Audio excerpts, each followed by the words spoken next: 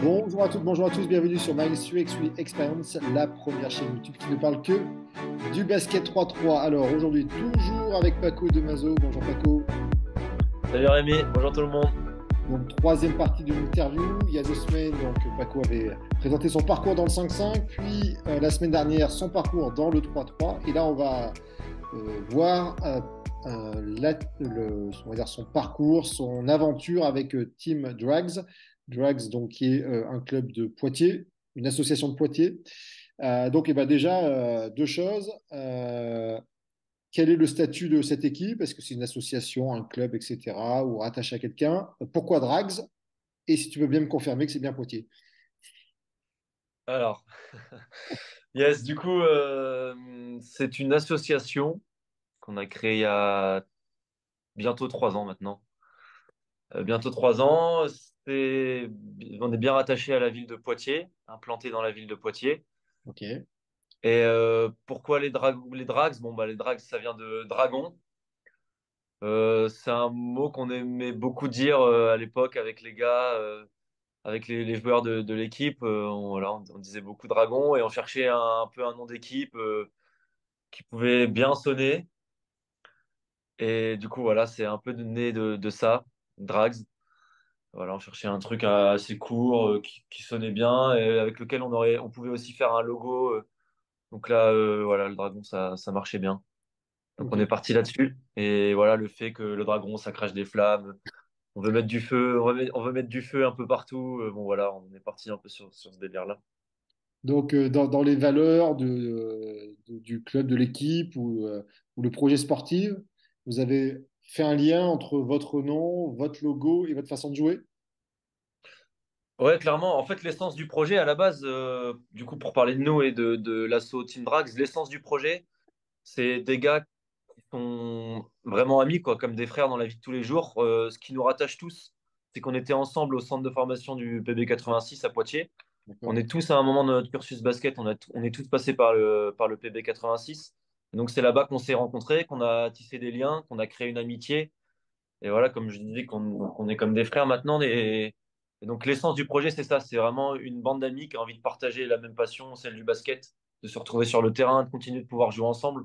Parce que maintenant, le 5-5 nous a amenés vers des chemins différents. On joue plus dans les mêmes clubs pour la plupart. Ouais. Et donc là, le projet Drags, c'est permettre de jouer ensemble dans le 3-3 et de voilà, de garder notre lien d'amitié et à la fois avoir cette logique de performance où on essaye de se développer dans le 3-3 à fond, avec l'asso, faire grandir l'association et avoir de meilleurs résultats au fur et à mesure. Ok. Et vous êtes combien à l'assaut de combien de On est personnes, 10, pardon? on 10. est 10 en tout. Et donc Ouais. tous des joueurs? 8, non, 8 joueurs et 2 mecs un peu plus staff, mais qui peuvent dépanner sur certains tournois si besoin, parce que c'est D'accord. aussi des anciens joueurs qui sont passés par le centre de formation. Donc voilà, ils jouent plus maintenant au 5-5, mais si jamais, ils Si, peuvent des fois. et par rapport à ces 8 joueurs, c'est ça, si je ne me trompe pas, ça va de quel niveau à quel niveau à peu près, niveau 5-5? Alors, le joueur le plus ranké, c'est Jim Seymour qui est en Pro B à Poitiers. D'accord. Ensuite, il y a un joueur qui est en National 1 aussi, Yannick Blanc. Et sinon, tous les autres joueurs, on est en National 2. Est-ce que vous avez un staff? Est-ce que vous avez des entraîneurs? Comment vous vous entraînez? Comment vous sélectionnez les joueurs? Voilà, un petit peu le fonctionnement au niveau sportif. Alors, le fonctionnement. Donc, c'est vrai que la question du roster se pose maintenant parce qu'on est 8 joueurs, mais sur les saisons précédentes, elle se posait pas trop. Comme tu l'as dit, il y a toujours un moment dans l'été où il y a des indisponibilités parce que famille, parce que copine, parce que voyage. Donc, il y a des moments où il y a des joueurs indispo. Il y a toujours aussi, malheureusement, ça fait mal, hein, mais sur les 8 joueurs, tu as toujours un petit pépin physique, ou deux, ou trois. Donc c'est vrai que pour l'instant, on n'a pas vraiment été confronté à des problèmes de choisir 4 joueurs pour, euh, pour un tournoi. Mais quand ça arrive, pour le moment, il n'y a pas quelqu'un qui est décisionnaire. On discute entre nous quel roster est le plus équilibré pour ce tournoi en fonction des profils des joueurs. Et voilà, c'est un choix collectif qui se fait sans problème pour le moment. Mais c'est vrai que là, on en a discuté sur les dernières réunions comment faire sur le futur, quoi, si on est plusieurs à être dispo, plusieurs à être motivés. qui prend la Voir sous quel décision. critère. Donc, voilà, c'est ça. Donc, on va essayer de garder ce fonctionnement où on se met d'accord ensemble et on essaye de faire l'équipe la plus équilibrée entre nous. Mais si jamais, il y aura sûrement une ou deux personnes qui seront décisionnaires dans le groupe. Après, au niveau, pour rebondir sur ce que tu disais aussi, du fonctionnement global, donc on est 8 joueurs et deux mecs qui s'occupent plus de l'organisation générale, on peut dire manager. Ok. Donc voilà. Après, dans les joueurs, on a la chance d'avoir un joueur qui a fait des études dans la comptabilité.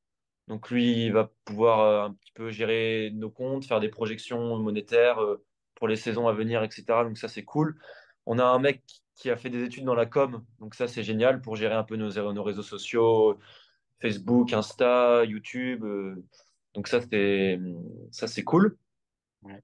On a un joueur aussi qui a fait des études dans l'informatique, donc il a pu nous faire un site internet qui est sympa, Team Drags. Donc voilà, chacun a ses petites missions et ses rôles à travers l'asso, et on essaye d'être complémentaires pour la développer le plus possible. En gros. Donc, justement, pour arriver à ça, vous avez des axes d'amélioration, des projets en tête déjà? Alors, ce que tu peux dire, hein, parce que forcément, c'est des choses qui sont secrets, il n'y a pas de problème.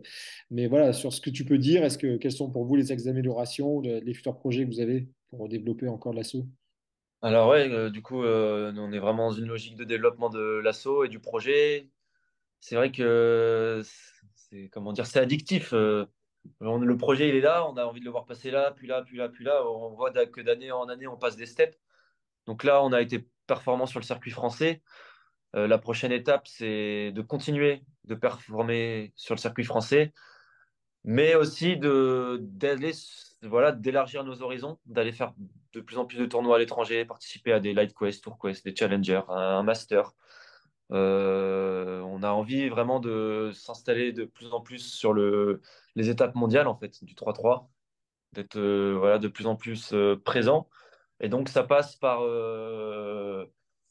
avoir un petit peu plus de fonds, du coup, petit peu plus d'argent, parce que c'est vrai que qui dit tournoi à l'étranger dit forcément avoir besoin d'argent pour se déplacer, des fois pour payer les inscriptions au tournoi. Donc voilà comment on aimerait que le projet se développe, avoir un petit peu plus d'argent pour pouvoir participer aux tournois européens et mondiaux. Et Mhm. après, se développer aussi au niveau du staff.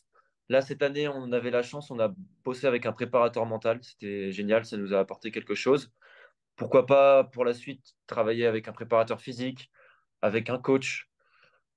Euh, il y a tellement de choses à faire autour du projet pour le voir grandir. Donc voilà, on est en train de réfléchir à tout ça, comment ça peut se mettre en place.